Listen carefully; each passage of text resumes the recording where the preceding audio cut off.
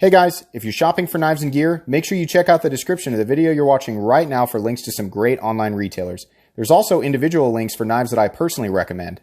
Thanks! What's going on YouTube? Metal Complex here, and welcome to episode 70. Holy crap!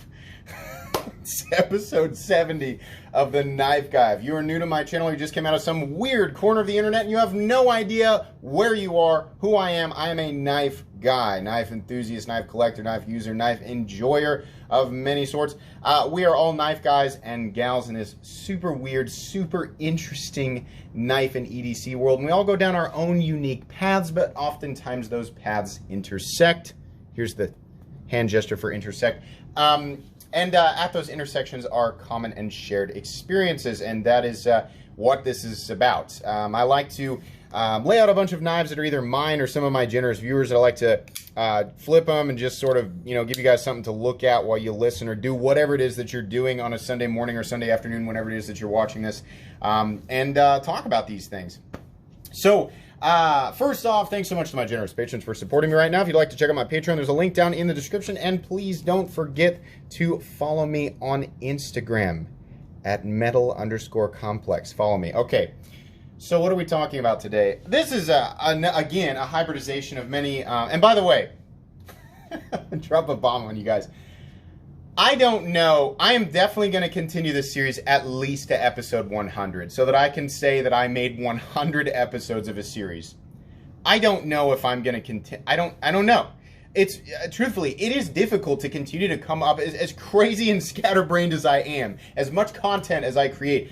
It is difficult sometimes to come up with new non-hybridization topics, right? There's only so much that I can talk about in detail before it's like, you know, what was episode 192 of The Knife Guy? He talked about pivots. Okay. It's difficult to keep coming up with interesting things, right? I mean, I feel like I'm talking about, I'm covering everything that I can possibly cover, and it's like the knife world has to come up with a totally new concept before I can discuss it. I don't know. If all of a sudden, you know, I get to 100 and I'm like, I found a new thing to talk about, then I'll just keep going. I don't know though. I might do something different. Who knows? But considering I do this episode, or this series once a week, you've got 30 more... What the heck? Sorry about that. This is on a timer. I must have hit 1 hour or 30 minutes. Anyways, remember that episode of The Knife Guy where the lights just turned off? Yeah. So, anyways, we've got 30 weeks of this left. That's quite a while. So, you know, if you're big into this series, don't fret. What are we talking about today? A hybridization of other topics. We've talked about individual value systems, reaffirmation, right, of a purchase. It's interesting, the concept of value, because we are all completely and totally unique people. Our sense of value is different. How we arrive at a particular sense of value for something is based on our own individual experiences leading up to that point. Case in point, we have two different people. Let's say we've got Bill and Joe, right? Or you know, Jessica and Sarah, right? Whatever. And these two people over here, they have no experience with the knife world whatsoever. Let's say they have no experience in, like, you know, any knowledge of machining or, you know, manufacturing costs, anything like that. They're just a normal person who's gone through their life and doing other stuff and doing things that are appropriate for their, you know, life and what their goals are and things like that. And all of a sudden they're like, pocket knives are kind of neat. You know, I'd kind of like to get a pocket knife. So they go and they get a pocket knife at Walmart for $22. That's pretty much the vast majority of that. That's how, you know, people who are like, I would like to have a pocket knife. Here's money, sir. I will have a pocket knife. That one looks nice, right? That's pretty much it. And then they carry it and they use it to cut open boxes and crap, right? And then somehow, let's say that person, I'll use people in my own personal life. Those people exist everywhere in Kansas, right? So they happen to meet me, and I'm like, I see you have a pocket knife because I'm an actual pocket knife person, right? And I want to share this. I'm not trying to gloat or flex. I just like to talk about it. And so through me, they discover, because I will inevitably show the one that's in my pocket, let's say I pull out this guy right here. Holy schmoly, what the heck is that? Well, it's made out of titanium. What is this? Well, this is a form of Damascus. It's actually laminated, and I go into all these details. Jeez Louise, how much does something like that cost? $200. $200 for a pocket knife? All it does is cut, right? Hell yeah. But there's some other element. So, they've all of a sudden been thrust into this world, right? Their idea of value, for the item is fully based on their experience leading up to that point, what they have used the item for, whether or not it's likely that $22.50 pocket knife they got at Walmart has done everything they have expected it to do. Most of these people have not ever tried to resharpen it. It's, it's pretty You ask to see their knife, and it is just dull. I mean, it's basically a spoon with chunks missing out of it, right? It's still got a point. It's still enough of a wedge to where if they need to open a package, it'll do it, and it'll continue to do that for a decade, right? Just barely. I mean, a screwdriver will open up a package, and it's not meant for that. How many of us have seen seen people or used a screwdriver ourselves to open a package? All the time. If that's the only thing there, it'll do it, right? That's primarily what people are using for. So they have no concept of why someone would need to spend that much more money, even if they have explained, well, the steel, right? The steel this is 20 CV or M390, right? And it's the composition thing, and then it yields better performance in the edge, and there's carbides and this and that, and it can hold an edge for much longer. So you don't have to. And then they said, "Well, I never had to sharpen. Why would I care?" They've not experienced this yet. So their idea of value in a knife is only so much. It can't. How could it possibly be that much more? They don't know until they have an experience that's renders the item of the higher value. All of a sudden, it's able to be comprehended. Right now, the people over here, right? Got people let's say these people have more of an idea of how much things cost. Maybe they've dipped into the knife world just a little bit, right? And they have a foundation of value based on their experiences with different knives. Maybe knives up to $50 to $100 point, and they use them and they cut and they resharpen their knives and they get a certain amount of use out of them, and it's more. There's more knowledge and more economic efficiency they kind of understand, and they're aware of knives like this that cost anywhere from $300 to, as I recently found out, $1,500 for that Konigiri. Oh God! But there's a great point, right?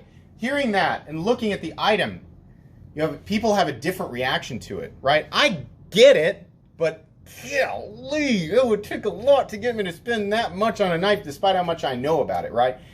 Usually the end result of this, and you can see it is widespread, is so common on YouTube, Instagram, the forums. Here's the quote. I can understand spending between X and Y for a knife, right? Or X amount and X amount for a knife.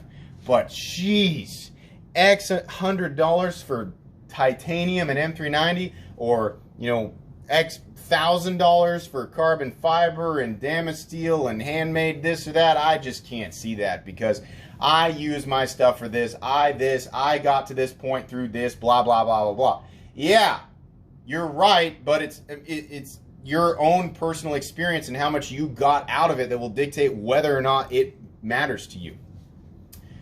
Cost of production, the cost or the work that goes into something, and the end result of what you will use it for and how much you enjoy it, that's the part that dictates value. I think there are some people that are solely baseline numbers people. They are pure economic efficiency, right? It's just, I will pay X amount for this one item. It needs to last for X amount of time and do this type of stuff because that's what I use it for, and that is the only thing I care about.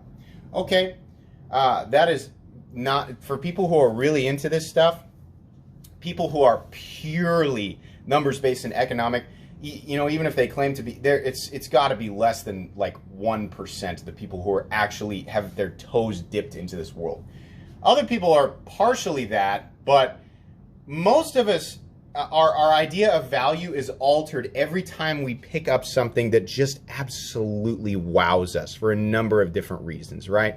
Touch, feel, sight, all the different senses and your emotions. And if you have this sort of lock-in, this soul-binding effect, which we've also talked about to that item, all of a sudden the value of that item goes through the roof, despite whether or not it does what it's designed to do necessarily that much. Like, here's the thing. The Evo Typhoon, these went for $300, $350 originally. Hard to get them now, right? It's really, really cool, but is it going to do, you know, knife task that much better than, like, the the Rat? No, not really, right? For me, I locked into it. The profile and the materials and how well everything's, you know, fitting together, and the smoothness and the blade shape, right? The materials used, all that stuff, and I picked it up, and I just, for whatever reason, it synced up with me so well, synced up with my soul, right?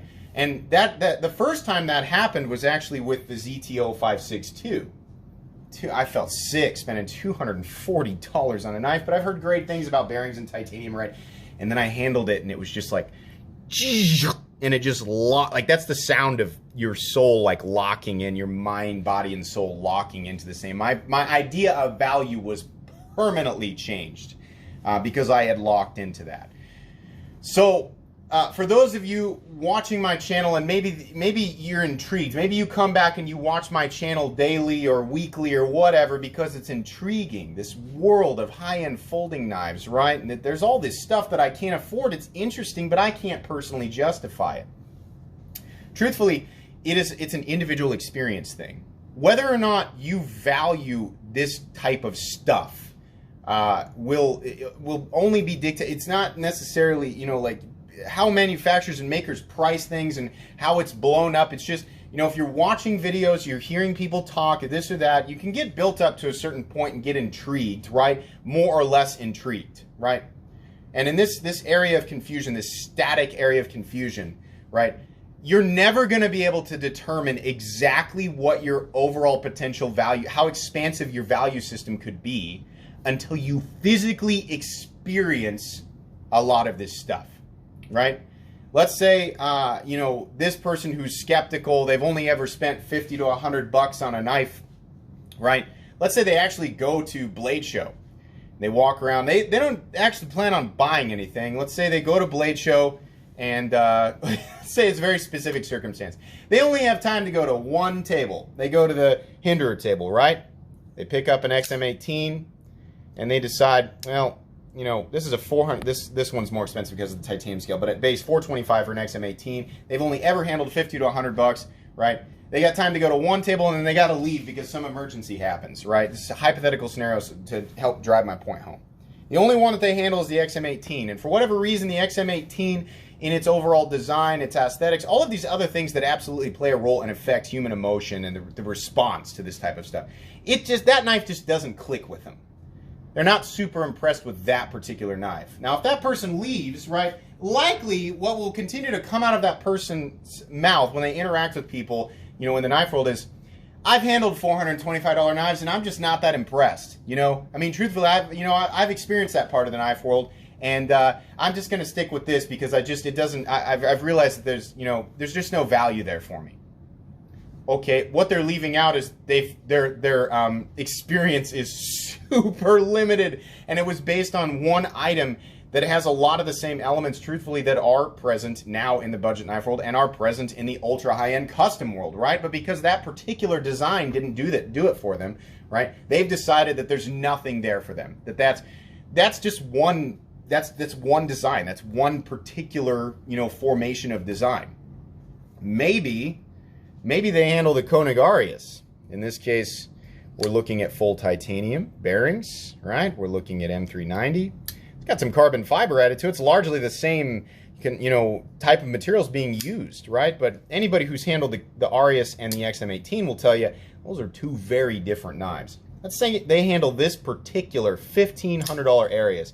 They pick this thing up and the balance is Oh, the balance. Oh, I like how this fits my hand a little bit better. Oh, I really like how that blade looks. Oh man, those contrasting finishes. I've never even realized that I would enjoy something like that. You know, and then maybe the seams. You know, someone points out, like, look at the contouring. Look at how the inlay meets up with it. I never even thought that I would enjoy something like that. Oh my goodness, how much is this? Well, it's $1,500. Well, golly, that's expensive. But maybe, boy, maybe you know, stuff like that, you know, just costs a lot more money. Maybe you know, it's funny how something that I've seen that happen, something that's dramatically more expensive than another knife that's using the same materials, right? But it just has a lot of other little touches to it that person particularly enjoys, or finds out that they suddenly enjoy. All of a sudden, their value system changes, right?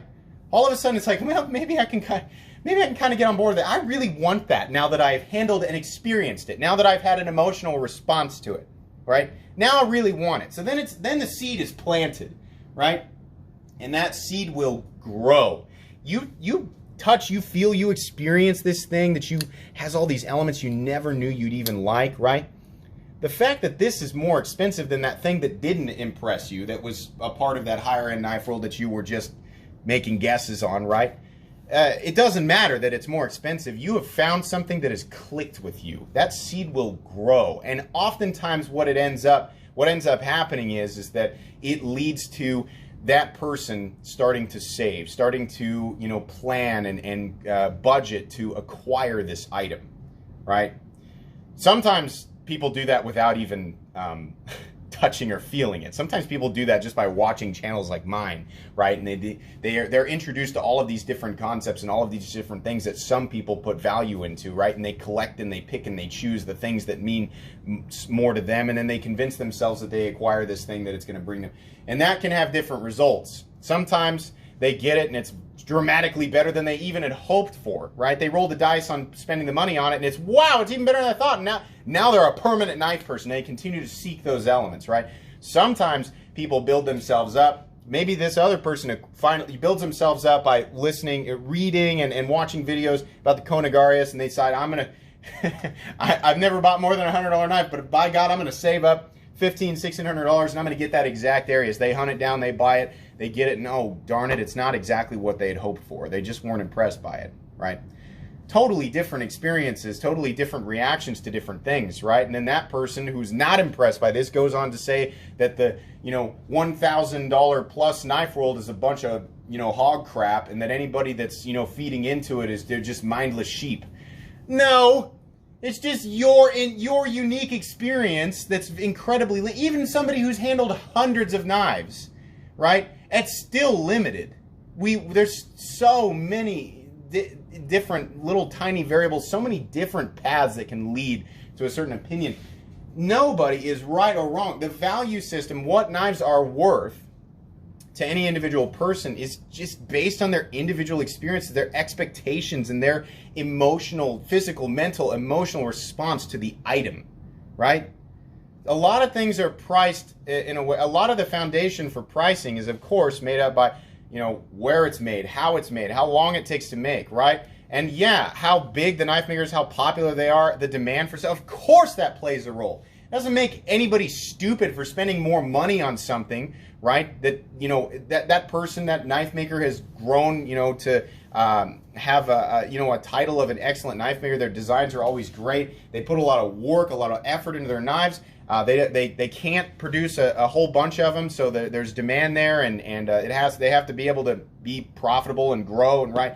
So, I mean, you can say that knife maker, that company is a crook, or they're evil, or this or that because of your experience and what you know about this or that, right? In some cases, it's more or less true, right? But whether or not something is worth something, there is no perfect, like I would say, companies that, like, let's say some company tries to pass this off, right? Let's say this knife costs $15 to make, right? And then they charge $40 for it. Let's say it costs $25 to make, and they charge $40 for it. Another company makes the exact same thing, and they try to pass it off as a $1,000 knife. Obviously, that is taking advantage of people that don't know better. In this world, I don't think so much, right? There's too much out there. There's too much competition. Competition in any given area, and the process is involved with any different price range. There's enough out there now between the $100 and the $200 mark, the $200 and the $350 mark, right? If we're dividing these up by weird areas, the $500 to $1,000 mark. There's enough out there, in competition, and there's enough people, there's enough information out there that it keeps a lot of these companies and knife makers relatively honest, right? Demand and the demand and fame for a particular knife maker, a particular model will always dictate that. I mean, if you look at, well, no, let's not. I'm not going to name any particular makers, right? That's always going to be a part of it. But, before you leave a comment, it's not just my comments. I see it everywhere, right? Before you leave a comment on a forum, comment on YouTube, comment on Instagram, right? Well, here's the super guy. I've got, I only buy Tucson's because, I've looked around, I've seen what's available out there, and just, for the materials, there's titanium and M390, right? I can get that with Tucson. So anybody who purchases knives, that are more expensive than Tucson's for the same materials, they're stupid. No, you've just got an incredibly limited experience, and you've convinced yourself that this is the pinnacle of value. What's important to realize there is if it brings you happiness, as is how I end a lot of these episodes, if you are happy with the items that you have, if they have made you happy, that's really all that matters. If you're, if to achieve happiness, if the main goal is to go tell everybody how dumb they are for spending more money on the same materials, if that's the part that gives you the reaffirmation, that's a sad existence. That's too bad. And most of what you're going to get, as a result of leaving comments like that or talking to other people is pity. Most people are going to shake their heads, All that matters is that, you're happy. And if on the other end of it, if you're buying $1,000, $2,000, $3,000 knives and all you can do is walk around and tell everybody how silly they are for not being able to recognize, all of these amazing traits that are obviously associated with the highest, value, how small-minded are you. If that's where you're getting your reaffirmation, then you're also wrong. You should just buy the things that make you happy. This is oftentimes how I end these episodes. Value is an individual concept, right? And it does not solidify until you have experienced the item. That what how much value you place on that item is. It doesn't matter how much knowledge you have in this or that area, right? It plays a little bit of a role, but your value system will go dramatically up or down after you have physically experienced the item. So, people fake it online all the time. They can type up a comment. I've got a collection of, I used to have a collection of 200 knives consisting anywhere from $200 to $5,000, and I sold them all because I just couldn't see the value in it. Now all I do is collect Tucson's. We don't believe you. I don't believe you. I'm not going to speak for everybody. I don't believe you. I think it's pretty easy to see comments like that are just mostly BS. But if you, on the 1 in a million chance you actually did live that life and come to that conclusion, then the only thing that should matter is, at that point, is that you are, that whatever it is that you're acquiring now is bringing you happiness. Whatever life that you're going down, whatever path you're going down now is bringing you happiness. Because when I see stuff like that, I think this person's whole goal, the only potential enjoyment they're getting out of this is just trying to draw attention to themselves as, this hyper-intelligent, informative person who has all of this experience and wants to let everybody else know that they're stupid. That seems to be a common trait. It's one of the most common things you see on YouTube is everybody wanting everybody else to know that their experiences in life have led them to down this path that, that ultimately has resulted in, absolute solidified intelligence, and that they, and only they, are smarter than everybody else. And we've all experiencing that, on either side of it, in smaller and bigger ways, I'm sure. But it's getting very philosophical. But most of the time, people wave stuff like that off. I've even mentioned that to people in the comment section, saying you're not really getting much done here. And they'll say, even if I only change one person's mind, it's then that makes then I've hit my goal.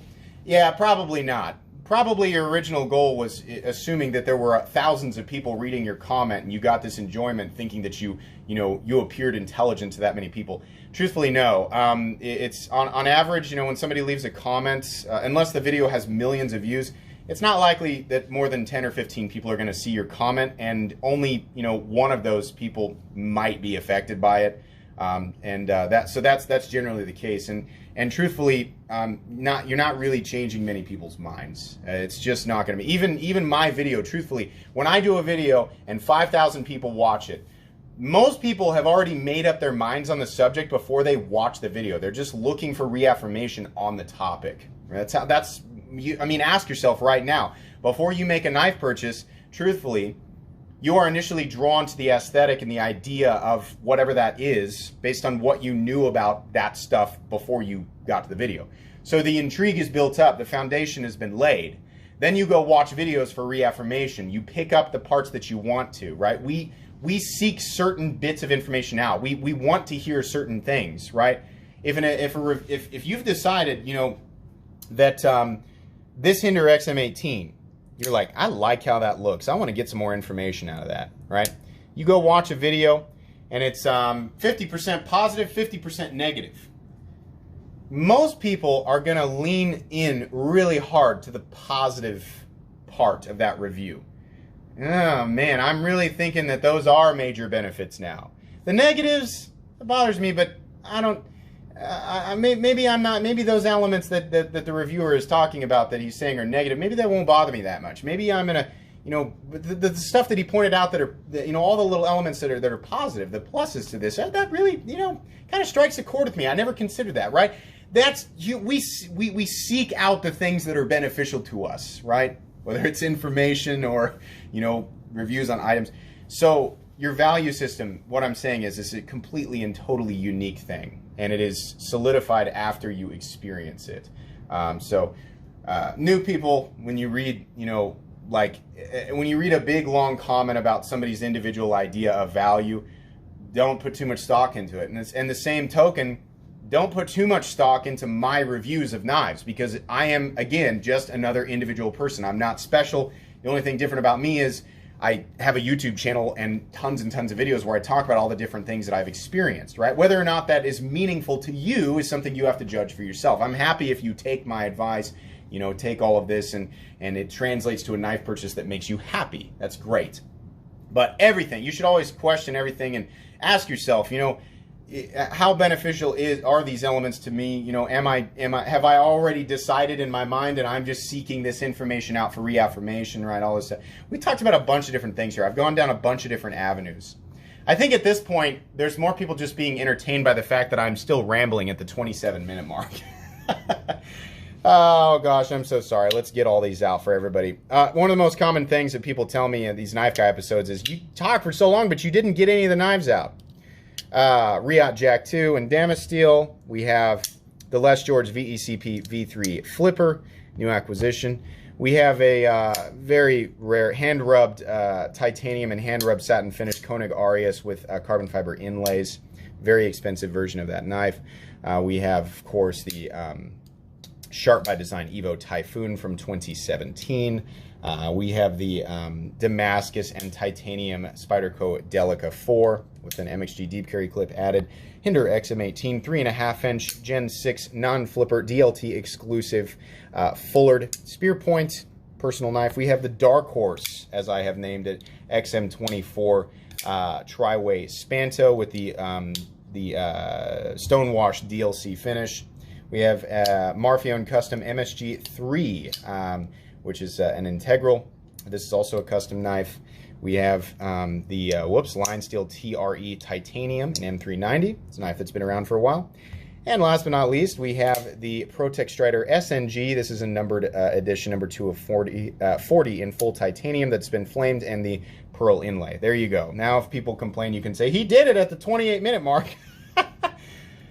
Okay, that's enough. I hope you guys enjoyed this episode of The Knife Guy. Please follow me on Instagram at metal_complex. If you did enjoy this video, please leave a like. If you'd like to check out my other content, I do, of course, have lots of videos of knives that are either expensive or inexpensive that I do not like. So check those out, and if you enjoy all my content, go ahead and click on that Metal Complex logo right there and subscribe, because there's definitely more coming. Thanks again for watching, everybody, and have a great day.